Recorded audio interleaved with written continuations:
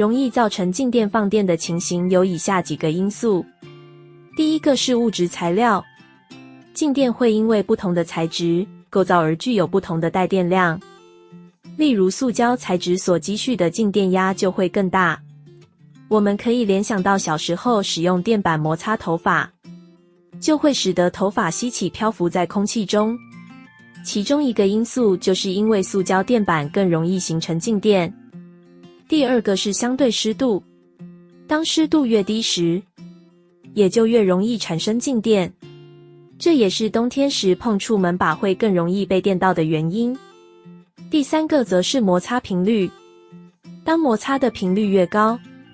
带电量随之越大。连接到前面所说电板与头发的案例，当头发未被电板所吸起时，我们会摩擦更多次，增加静电的产生，也就连接到了摩擦频率越高带电量越大的因素。第四个是接触面积，当接触面越大，总电量也就越大。所以我们在工作中很常会用到手套，就是为了避免我们的手部直接去接触到电路板。防范静电破坏则有3种常见的做法。第一个是遮蔽，运用遮蔽的材料，例如抗静电和静电带等等措施，来储存或运送电子产品。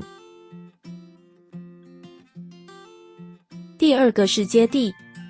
由于静电会因为摩擦而产生，难以完全防止，因此我们会运用到静电地板、静电鞋、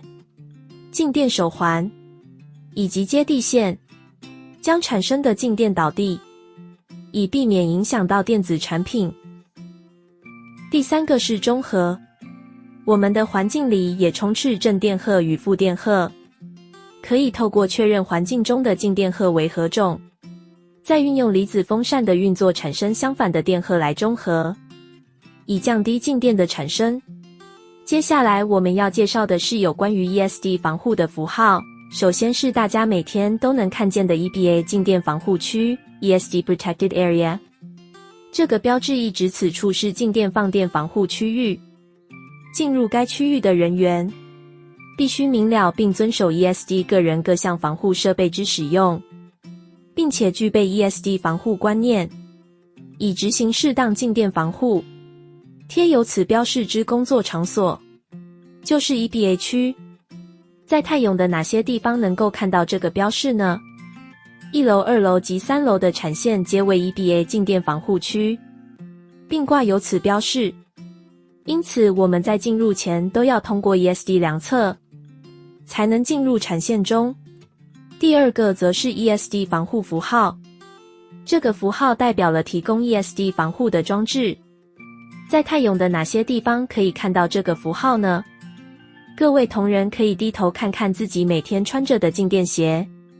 上面就标上了 ESD 防护符号。第三个是 ESD 共同接的符号，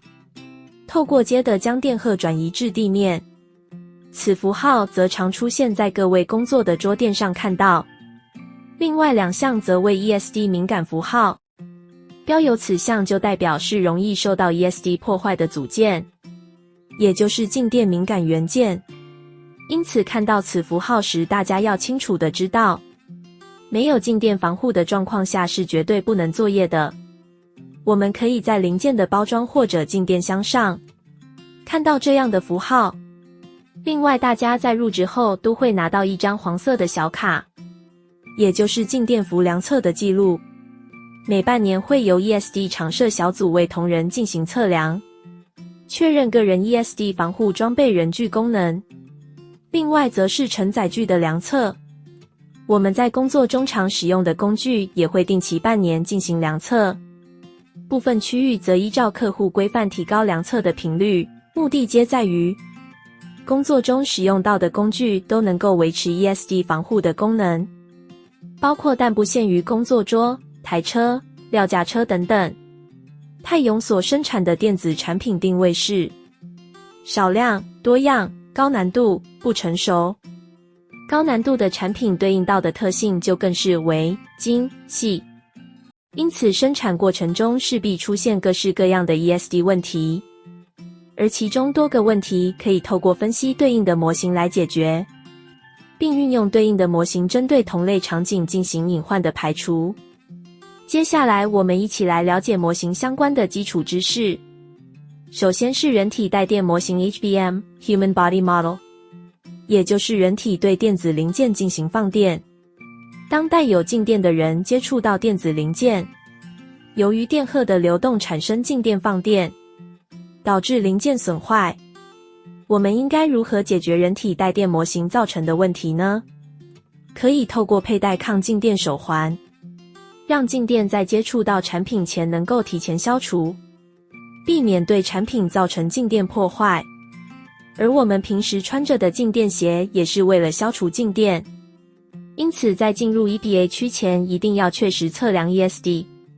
确保使用的防护设备功能正常。再来是静电放电模型 MM（Machine Discharge Model）， 此模型代表带有静电的机器对电子零件产生放电，导致电子零件损坏。那我们可以如何解决机器带电模型呢？那就是设备接地。在产线中的大家能观察到，我们的设备接具有接地线，让静电可以顺利导到地板消除掉。一般而言，机器若不接地线，则是透过市面上常看到的3插头，其中圆形的部分作为导地线消除静电。另外在产线中会运用到静电箱与吹盘等承载具，库房常用的备料车也都需要具有接地线，来避免电子零件受到损害。最后是充电器件模型 CDM（Charge Device Model）， 或称为元件带电模型 （Charge Component Model）， 代表电子零件本身带电导致损坏，也就是电子零件本身带电并对某处放电而导致的模型。解决此问题的方式，则也需要运用到相关设备消除静电，例如维修同仁较常运用的离子风扇，或者是湿度管理，以建立不易累积静电的环境。而库房也都会有仪器设备进行监测，当同仁若有看到异常以及温度不对时，都需要主动提出。以上所提到的相关设备如有任何问题，请各位同仁务必主动向主管或是 ESD 常设小组反映，共同维持 EBA 区域的静电防护。